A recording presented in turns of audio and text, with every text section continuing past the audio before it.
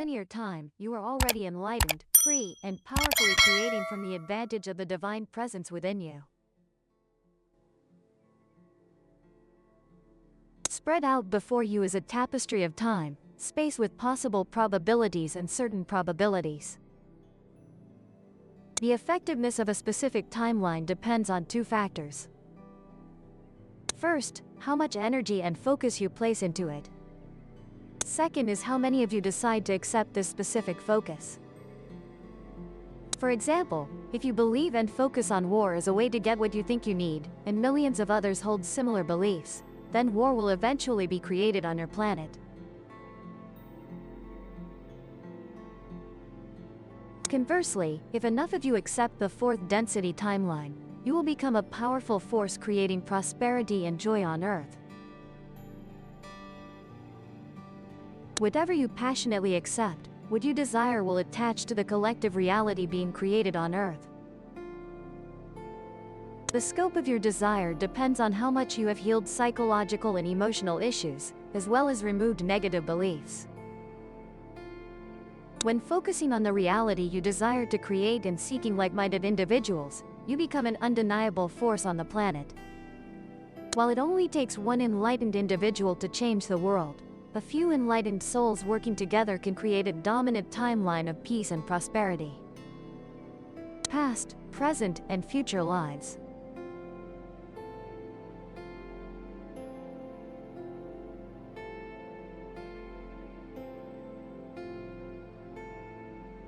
In linear reality, you emanated from God, so to speak, about 100 million years ago.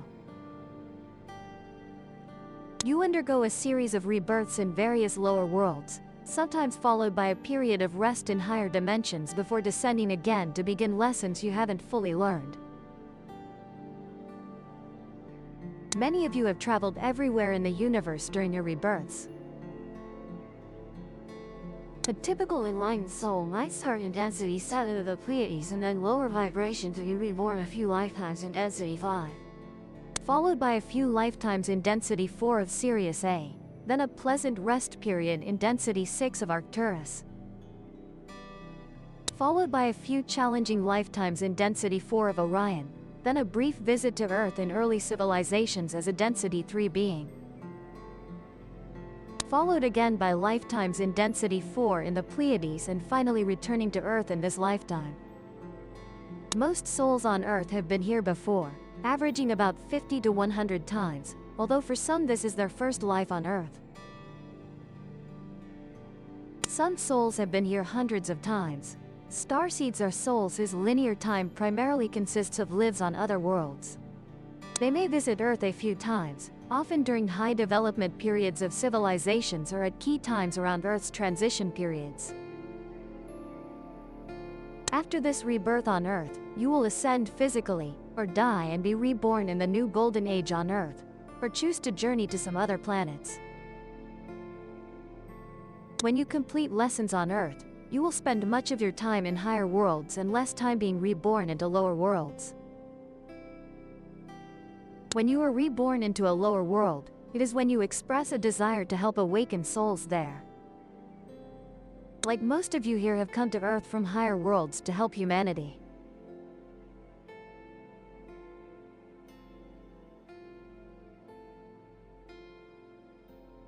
Each planetary system you are reborn into brings a unique set of soul lessons.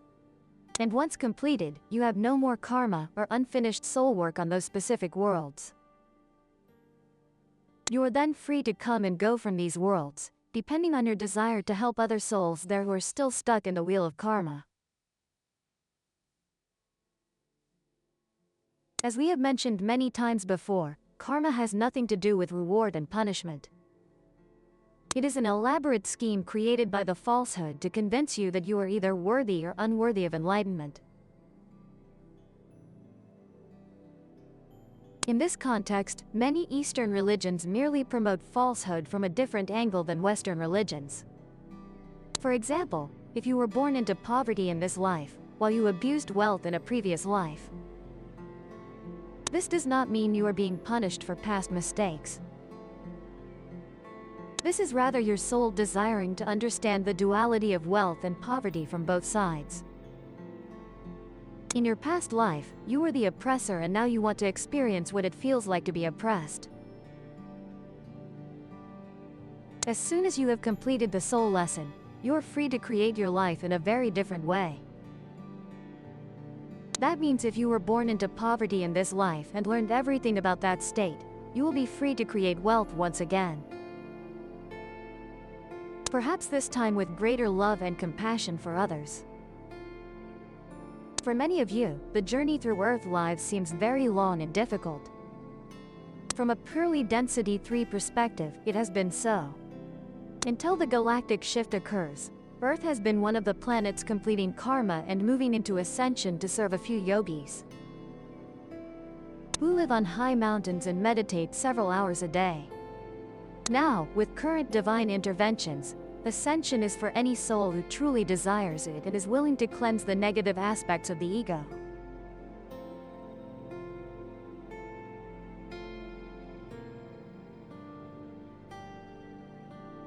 Before we delve into ascension, you might ask, what about parallel lives? I feel I have many selves in many dimensions living lives in worlds, or even in different bodies on this world. First of all, your past and future lives are parallel. From a nonlinear time perspective, because they are all unfolding in this endless moment, although the unfolding occurs sequentially. Your past lives are transforming, diverging, converging, and generally changing from moment to moment, similarly for present and future lives. You have what is called the Akashic Records, recording all soul experiences. From that perspective, your past lives are fixed. But whenever you journey back in time and change something, you create a new timeline. The reality is that you jump from the original timeline, and a new timeline is created by your actions of returning to the past and making changes. You can only change your experience of the past, meaning making energetic changes to how you experience events. Thus, the original timeline remains intact, and you do not violate the free will of other souls who had experiences in that timeline. Imagine the major change that would occur for those who burned you at the stake if you were rescued from the pyre by future versions of yourself. However, you can create an alternative timeline that includes a visit from future selves, and you can receive healing from them in your past life. In the lifetime of being burned at the stake, you have an alternative timeline where your condemned self was visited by your future versions. In this alternative timeline, your soul can avoid the trauma that occurred in the burning experience. Because the future selves can return in time and extract your soul from the body before you experience being burned. This is often allowed because it does not affect the thoughts of those who condemned you. They do not know that you actively bypassed that burning experience. From a nonlinear perspective, all alternative timelines are different parts of this endless present moment, and you can access any timeline at any time. Thus, they appear as parallel lives, because in reality they are just that. Every time you change some aspect of linear time, you create a new strand in the fabric of time and space, and all these structures are accessible from a nonlinear time. There is another type of parallel life related to what is often called soul families and oversouls. Typically, you have 6 members in your soul family on Earth or other low-density planets, and 6 in higher dimensions. And at any time, you can meet 6 souls on Earth in human form and feel a deep connection with them, while also becoming aware of their life experiences even from a distance. You have an oversoul and can attune to it. At the same time, you realize that he or she is an aspect of a larger oversoul or a greater oversoul. The oversoul of your oversoul can also be called the soul group. Here there are 12 oversouls, each of which in turn has 12 individual souls. From a primary density perspective, you are closely linked with all 144 souls in your soul group. Have you ever wondered if you are truly one with all? Why does that all choose to come through your body? In your unique circumstances, or at this time? And if you are truly one, why can't you decide to experience it through your sister, your friend, or someone walking down the street? Why do you seem locked in this one physical body? The answer is simple but not easy to understand.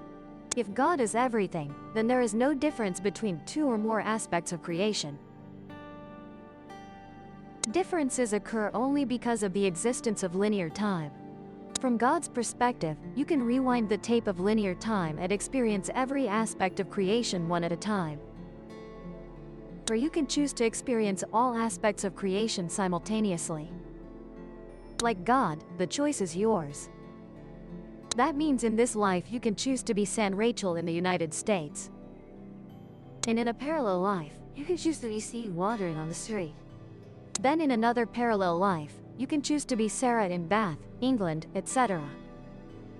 From a linear perspective, it may seem absurd that you can experience all life forms across the universe. One at a time, but this is how God perceives his creation, because for him time is infinite. That means to personally experience all individual aspects of creation. Thus, while God is experiencing this individually, he can also expand into the nonlinear realm and experience everyone at once. To allow you to spend more time in this state of thought, we will return to the discussion of Earth's dominant timelines. We hope you will enjoy our journey into the extremely transcendent state of God's thought.